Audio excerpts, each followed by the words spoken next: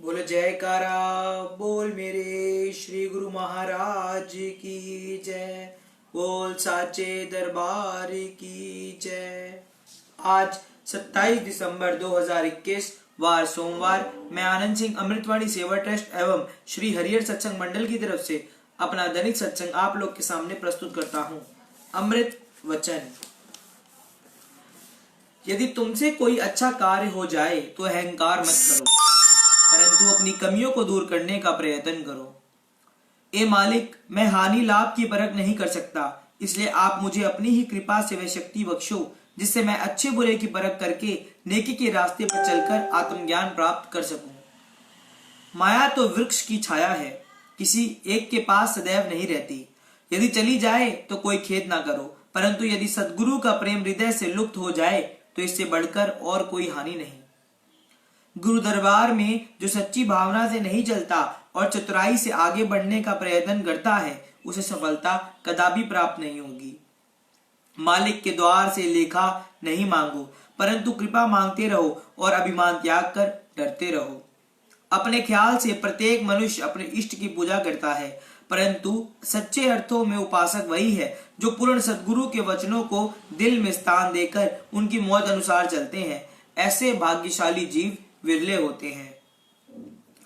जो दातार तुम्हें एक पल भी नहीं बुलाता, तुम भी उससे सदैव ध्याते रहो। ए दातार, मेरी तो एक ही जिह्वा है, यदि रोम रोम में जिह्वा हो जाए तो भी आपकी महिमा नहीं गाई जा सकती, इतनी बेअंत है आपकी महिमा। सब दुखों की औषधि एकमात्र सद्गुरु का शब्द है। ए शक्तिशाली शहंशाह, मुझे प्रमाद एवं स्वार्थ से मुक्त करो। जितने दिन जीवित रहूं वह तुम्हारे लिए ही जीवित रहूं और एक श्वास भी वृथा ना गवाऊं। प्रभु केवल प्रेम द्वारा अपने हो सकते हैं, वहां अन्य कोई भी योग्यता काम नहीं आएगी। प्रेम जैसा श्रेष्ठ पदार्थ त्रिलोकी में अन्य कोई नहीं है। प्रेमी की सूरती आठों याम प्रीतम से लगी रहती है, वह विलग रहते हुए भी उनसे संगठित है। प्रेमी लोक लाज निंदा और किसी कठिनाई में भयभीत नहीं होता, मृत्यु को भी प्रसन्नता से सम्मान करता है। जैसे अलार्म की आवाज सोए हुए व्यक्ति को जगाती है, वैसे ही प्रेम की आर्त पुकार भगवान को अपनी तरफ खींचकर प्रेमी के पास पहुंचाती है। सेवक के जीवन का एक ही लक्ष्य होता है, मालिक की प्रसन्नता, इसलिए वह उस मार्ग की सब कठिनाइयों को हंसते हंसते सहन कर लेता है। वर्षों के वर्ष मन से लड़ते व्यतीत हो गए हों और हार के बाद हार का मुंह देखना पड़ा हो, फिर भी हतोत्साहित ना हो। एक समय ऐसा आएगा कि वर्षों की कमाई का फल प्राप्त होगा। दृष्टि तो उठाकर देखो कि सद्गुरु की शरण के बिना अन्य कहाँ सुख है, फिर क्यों मन के कहने पर स्वयं को कष्टों में डाल रहे हो। सद्गुरु रूठ जाएं तो निश्चिंत ना हो, वह भी उनकी कृपा समझो और विनम्र बनो तथा उन्हें रिझाने का यत्न करो। अपनी सामर्थ्य से अधिक ना करो, दिखावा मत करो, झूठे आवरण फटने में देरी नहीं लगेगी। सद्गुरु और उनके शब्द के अतिरिक्त शेष सब माया है, सावधान रहो, जगह जगह दिल ना फंसाओ। मन शत्रु किसी को शांत नहीं रहने देते। जो लोग दूसरों को भक्ति मार्ग पर चलने की शिक्षा देते हो सकता है उनमें से कोई मन के धोखे में आकर भक्ति पथ से विचलित हो जाए। ऐसे व्यक्ति को देखकर कहीं तुम भी विचलित ना हो जाना, अपितु उसको भी सद्मार्ग पर लाने का प्रयत्न करना और सद्गुरु के चरणों का आश्रय किसी मूल्य पर भी ना छोड़ना। सद्गुरु का शब्द तुम्हारे साथ है, भयभीत ना हो, कोई भी अभिशाप तुम्हें नहीं लगेगा। आत्मिक मार्ग में जिन्होंने बड़ों एवं अनुभवियों से सम्मति लेने में संकोच किया है, वे धोखा खा गए। जिन्हें अपनी बुद्धि का मान है, वे दूसरों की सम्मति लेने में लज्जा करते हैं और बाद में धोखा खा जाते हैं। जिस धन दौलत या सम्मान से अहंकार उत्पन्न हो, उससे उसका ना होना अच्छा है। खुशी में गमी निहित है और भोगों में रोग है। तुम्हारी भावना अनुसार तुम्हें सुख उपलब्ध हो, ऐसा संभव नहीं, क्योंकि वह तो प्रारब्ध अनुसार ही मिलेगा। जिस भी दशा में हो उसी में धैर्य, शांति और प्रसन्नता में रहते हुए मालिक का धन्यवाद करो। केवल मालिक की आस रखो तो सब आशाएं स्वतः पूर्ण हो जाएंगी, और यदि मालिक को विस्मित कर दिया तो आशाएं तुम्हें दुखी कर देंगी। कोई भी तुमसे भलाई करे तो समझो कि मालिक किसी न किसी रूप में तुम्हारी निगरानी कर रहे हैं, और जिन गुणों के कारण वे हित कर रहे हैं वह भी तो मालिक की ही धरोहर है। जो सद्गुरु से भय रखता है वह निर्भय पद को प्राप्त करता है। आवश्यकता तो मुझे थी कि मैं आप तक पहुंचूं, किंतु कृपा करके आपने मुझे स्वयं बुला लिया। अभी भी जितनी चिंता मेरी हित की आपको है, मुझे उसका 100वां भाग भी नहीं है। आपकी कृपा से वह उपकार का कहां तक वर्णन करूं। ए देवों के देव, प्रकृति की सब शक्तियां आपकी सेवा के लिए ललायित हैं, फिर भी आपने इस तुच्छ जीव को सेवा प्रदान की है। ये आपकी अति कृपा है। मैं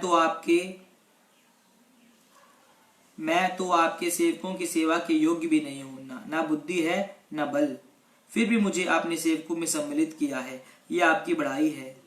आपने सूर्य, चंद्रमा, जल और वायु जैसी अद्भुत शक्तियां मेरे लिए बनाई। फल, फूल और अन्न यदि उत्पन्न किए, देवी देवता सेवा के लिए नियुक्त किए। इतना करने पर स्वयं भी मुझे बुलाया नहीं, अर्थात सद्गुरु रूप धारण कर मेरी बाह पकड़ी। तब भी मैं एक पल यदि आपको बुलाऊं तो मेरे जैसा महाकृतघ्न कोई नहीं होगा। एक अपने हित हेतु बहुतों की हानि हो ऐसा कार्य मत करो। घास की भांति जब तुम नन्हे बन जाओगे, अर्थात जब तुम में नम्रता आ जाए कि अच्छी बुरी बात को प्रसन्नचित सहन कर लोगे, तो भक्ति रस से भरपूर हो जाओगे। कुदरत किसी का पक्षपात नहीं करती, हर एक को कर्म फल भोगना पड़ता है। इसलिए सदा अच्छे कर्म करो ताकि बाद में पछताना ना पड़े। ए शक्तिशाली प्रभु, मेरी तुम्हारे द्वार पर दंडवत प्रणाम है। तुमसे न्याय नहीं, कृपा की याचना करता हूँ। हरदम व हर कदम आपकी मौज में ही चलूं और अंततः आप में समाकर विश्राम पाऊं। मायावी वस्तुओं से तृष्णा बढ़ेगी और नाम जपने से संतोष मिलेगा। ए सर्वव्यापी प्रभु, आप सदैव मेरे साथ रहो और मेरे मन की लगाम अपने अधिकार में रखो व सीधे मार्ग पर चलाओ। ए दाता, मेरे दिल में कोई अच्छे बुरे का सवाल ही पैदा ना हो। आपकी प्रसन्नता में रहना ही मैं अपना धर्म समझूं। जहां भी आप रखें वही मेरे लिए सुखधाम होगा। सद्गुरु स्वयं कष्ट सहन कर हमें सिखाते हैं कि तुम सहन करना सीखो। सद्गुरु सेवक को मोह माया के बेअंत बंधन से छुड़ाते हैं तो संसारी जीव मोहवश इसका विरोध करते हैं, परंतु महापुरुष इसकी परवाह न करते हुए जीवों के आत्म कल्याण में संलग्न रहते हैं। प्रत्येक को श्रेष्ठ से श्रेष्ठ वस्तु अच्छी लगती है। ए सेवक, तुम्हारे लिए सर्वश्रेष्ठ तो सद्गुरु हैं। यदि उन्हें अपना बना लिया तो सब कुछ प्राप्त हो जाएगा। सेवक और सद्गुरु जैसा प्रेम जगत में अन्य किसी का नहीं हो सकता। यह महापावन और प्रमाण रहित है। मुझे उन महान आत्माओं की सेवा बख्शो जिनमें आपका पावन प्रेम भरपूर हो। सद्गुरु के दरबार में जितने छोटे बनोगे उतनी बढ़ाई पाओगे। प्रभु किसी के साथ पक्षपात नहीं करते। जितना जिसके भाग्य में है उतना उसे दे देते हैं। इसलिए किसी को इसमें कोई शंका करने तथा स्वयं को दुखी करने की आवश्यकता नहीं है। बोलो जयकारा बोल मेरे श्री गुरु महाराज की जय। बोल साचे दरबार की जय। सत्संग। श्री सद्गुरुदेव महाराज जी, श्री तीसरी पातशाही जी श्री आनंदपुर के कार्यों की देख रेख तो करते ही थे, क्योंकि आप श्री आनंदपुर को विशाल रूप दे रहे थे। बीच बीच में समय निकालकर आप जन कल्याण हेतु अन्य स्थानों पर भी कृपा किया करते थे। सन 1953 में एक बार आप राजस्थान की ओर पधारे और छबड़ गुगुर तथा कोटा होते हुए अजमेर कृपा की। आपका अजमेर में शुभागमन सुनकर जयपुर आदि कई नगरों कई नगरों के प्रेमी श्री दर्शन के लिए वचनामृत का पान करने के लिए वहां पहुंच गए। श्री दर्शन करने के उपरांत जयपुर के प्रेमियों ने श्री चरणों में विनय की, प्रभु जयपुर पे भी कृपा करो। उन प्रेमियों की नम्रता, श्रद्धा एवं प्रेम को देखकर श्री सद्गुरुदेव महाराज जी ने उनकी विनय स्वीकार कर ली और फरमाया, तुम लोग जयपुर जाकर उचित प्रबंध करो, हम 2 दिन के पश्चात वहां आएंगे। जयपुर पहुंचकर वहां के प्रेमियों ने तथा महात्मा परम विवेकानंद जी ने आपस में परामर्श किया कि श्री सद्गुरुदेव महाराज जी के निवास के लिए कोई विशाल भवन होना चाहिए, जहां श्री दर्शन करने के लिए आने वाले प्रेमियों को कोई कठिनाई अथवा असुविधा ना हो और वे श्री दर्शन तथा प्रवचनों का पूरा लाभ उठा सके। आपस में परामर्श कर उन्होंने उचित स्थान की खोज आरंभ कर दी। काफी भागदौड़ करने पर उन्हें पता चला कि एक सेठ ने एक नई कोठी बनवाई है, परंतु वह श्रद्धालु नहीं है। उन्हें यह भी पता चला कि एक सत्संगी गुरुमुख की, जो श्री आनंदपुर दरबार का अनुयायी भी है, उस सेठ से बहुत अच्छी जान पहचान है। अतः वे उस गुरुमुख सत्संगी के पास गए और उन्हें अपनी समस्या बतलाई। उस गुरुमुख ने सेठ से इस विषय में बात की कि हमारे श्री सद्गुरुदेव महाराज जी 2-3 दिन के लिए जयपुर कृपा कर रहे हैं। यदि आप अपनी नई कोठी उनके ठहरने के लिए दे दें तो बहुत ही अच्छी बात होगी। सेठ जी ने कहा, अभी तो मैंने उसका मुहूर्त भी नहीं करवाया।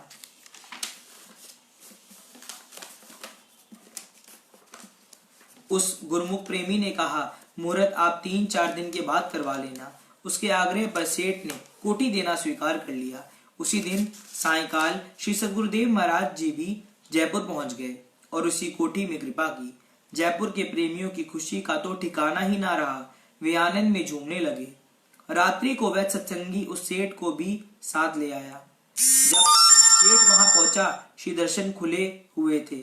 श्री दर्शन करते ही सेठ तन बदन की सुधि भूल गया और एकटक श्री छवि की ओर निहारने लगा। उसी समय श्री सद्गुरुदेव महाराज जी ने श्री वचनों की वृष्टि आरंभ कर दी। आम संसारी मनुष्य माया का परवाना बना हुआ है। यदि वह इस माया की ओर पीट कर ले तो उसे पता चले कि यह छाया की तरह कैसे उसके पीछे पीछे दौड़ती है। मनुष्य ने माया के समानों में इस कदर सूरत फंसा दी है कि उसे इसके परिणाम का पता ही नहीं कि क्या होगा। धन में सूरत लगाने के परिणाम स्वरूप सर्प की योनि मिलती है। मकान में सूरत फंसाने से भूत प्रेत की योनि प्राप्त होती है और यदि सूरत पुत्र में अटकी रह जाएगी तो सुअर का जन्म मिलेगा। इसी प्रकार अन्याय पदार्थों तथा संबंधों में सूरत फंसाकर जीव 84 का चक्र खरीद कर लेता है। यदि वह यही सूरत संत महापुरुषों द्वारा प्रदत्त सच्चे नाम से जोड़ी जाए तो परमात्मा की धाम की प्राप्ति होती है और 84 के चक्र से सदा के लिए छुटकारा मिल जाता है।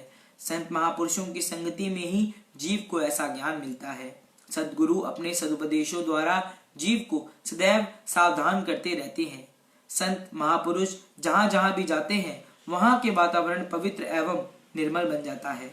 उनके वचन श्रवण करने से मन की चंचल वृत्तियां शांत हो जाती हैं और मन जो है वह माया के मार्ग को छोड़कर भक्ति मार्ग को अपना लेता है।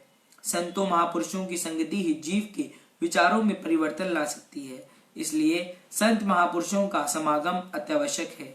मनुष्य को चाहिए कि संत महापुरुषों की संगति प्राप्त कर अपना कल्याण करे। ये वचन सेठ के अंतर्मन में उतरते चले गए। वे मन ही मन सोचने लगे कि ये महापुरुष कदाचित मुझको संबोधित करके ही ये वचन फरमा रहे हैं। यद्यपि संत महापुरुष तो स्वाभाविक ही ऐसे वचन फरमाते हैं जो जीव के संकल्प विकल्पों को मिटा दें।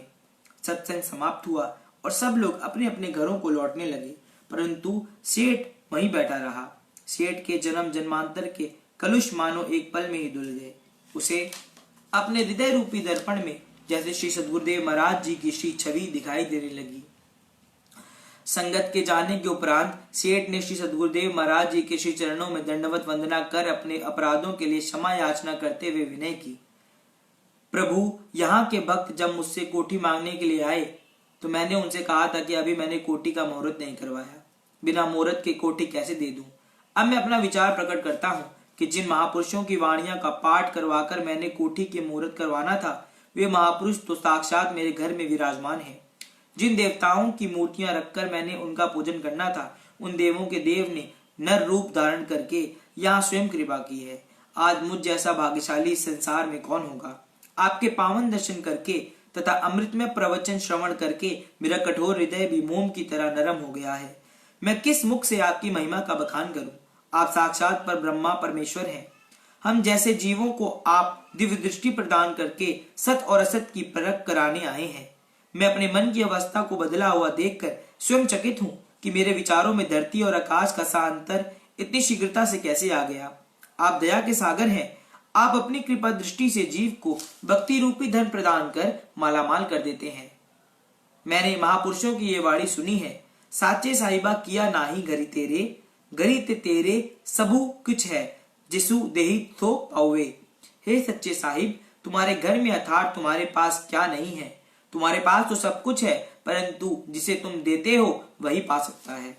वह यह बात आज मैंने प्रत्यक्ष देख ली। मेरी जीवा में इतनी शक्ति नहीं कि आपकी महिमा का गायन कर सकूं। आप धन्य हैं गुरुदेव। उसने उसी समय श्री सद्गुरुदेव महाराज जी से नाम की दीक्षा ली और कृत्य हो गया। दूसरे दिन उसने अपने संबंधियों तथा मित्रों आदि से कह दिया कि मेरी कोठी का शुभ मुहूर्त बड़ी धूमधाम से हुआ है। उसने बाद में संबंधियों तथा मित्रों के बार बार कहने पर भी फिर उस कोठी का मुहूर्त ना करवाया। इतना प्रताप है महापुरुषों की एक पल की संगति का। यदि मनुष्य निरंतर संत महापुरुषों की संगति करता रहे तो उसे कितना लाभ होगा, इसका अनुमान लगाना कठिन है। श्री सद्गुरुदेव महाराज जी 4-5 दिन सत्संग की पावन गंगा में संस्कारी आत्माओं का मज्जन कराकर जब श्री आनंदपुर के लिए प्रस्थान करने लगे तो सेठ ने श्री चरणों में विनय की, दीन दयालु जी, हम जीवों के अवगुणों को ना निहारते हुए इस भवन को अपना ही समझकर यहाँ कृपा करते रहे।